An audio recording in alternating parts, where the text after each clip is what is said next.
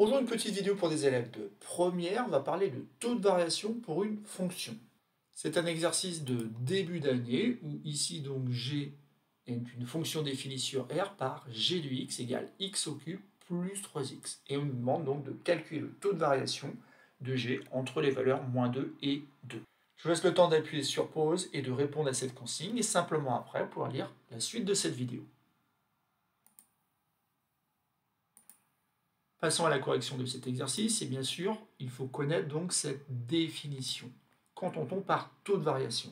On appelle taux de variation d'une fonction f entre deux nombres a et b, le nombre f de b moins f de a sur b moins a.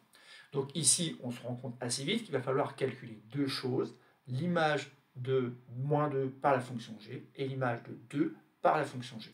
Donc ici, je vais remplacer x à part moins 2 dans l'expression de g de x. Donc j'obtiens, en faisant très attention, moins 2 au cube plus 3 multiplié par moins 2.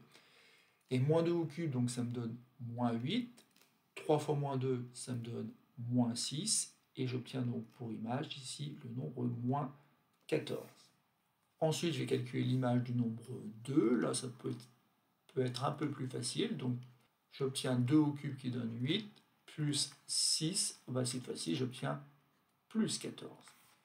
On peut donc calculer le taux de variation, que j'ai noté ici t, en faisant attention, donc c'est f de b moins f de a, donc autrement dit ici entre moins 2 et 2, ça va être g de 2 moins g de moins 2.